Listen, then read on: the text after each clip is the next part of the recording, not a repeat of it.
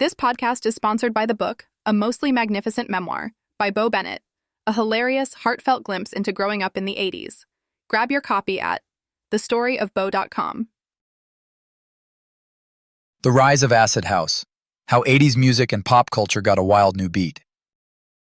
Discover how acid house transformed 1980s pop culture with its hypnotic sound and underground rave scene, blending music and fashion in a wild new way.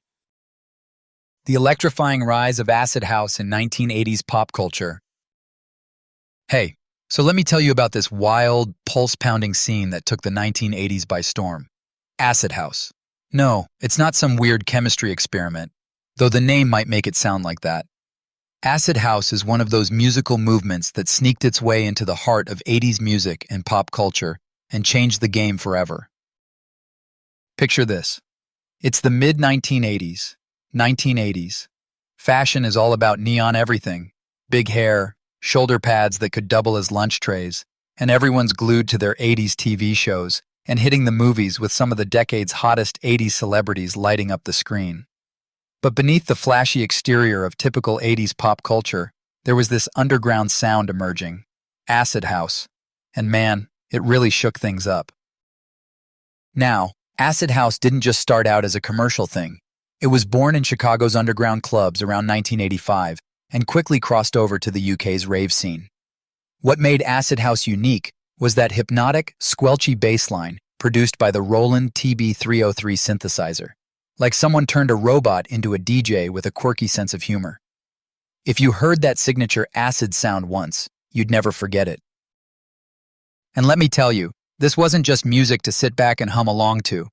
Acid house was the soundtrack for a whole new kind of party scene, the rave, where people danced until they literally dropped, usually somewhere in a warehouse or a field, under colorful lights and a kind of joyful, rebellious vibe you didn't really find on your usual 80s TV shows.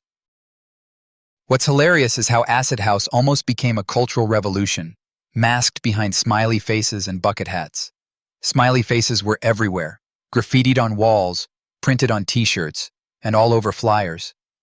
It was like the symbol for a secret club of fun and drugs and dance, kind of like the little underground cousin to mainstream 80s music.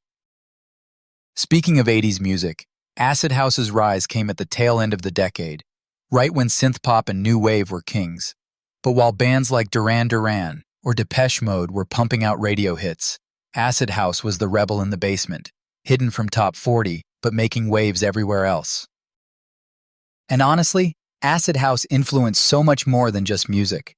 The 1980s fashion got a little bit of that rave glow, with people throwing on bright colors, oversized sunglasses, and tracksuits like they were ready for an all-night dance marathon. Acid house didn't just stay underground. It merged with the pop culture zeitgeist slowly and surely. There's this great story actually told in A Mostly Magnificent Memoir, which is a fun and heartwarming story of a kid from a small town growing up in the 1980s. It captures how these kinds of music scenes felt like secret portals to freedom, when everything else seemed so rigid and brightly colored, but also a bit plastic. That memoir really nails what it was like to live in the blend of all these 80s influences, music especially, and how acid house played its part subtly, yet potently. One more thing that cracks me up. Acid house parties were basically the original raves. These weren't your typical house parties where you awkwardly sip soda and chat about 80s TV shows. No, these were full-on dance fests with DJs spinning non-stop tracks, lasers, and people dressed in wild 1980s fashion, completely losing themselves in the beat. It was equal parts euphoric and, well, a little bewildering for the older generations.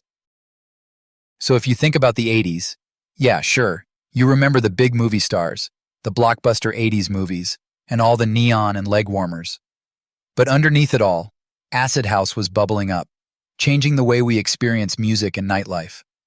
It created a legacy that would echo well into the 90s and beyond, influencing pop stars and electronic artists alike.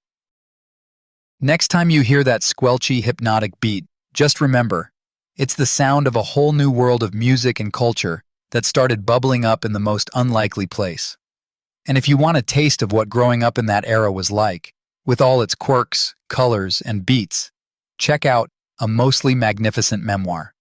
It's a fun, heartfelt read that really brings to life the vibe of the 1980s, complete with all the music, movies, and yes, even the underground rave scenes that weren't plastered on your TV screen. So, next time you're feeling nostalgic and want to get your groove on, just crank up some acid house and let that legendary 80s beat take you for a ride.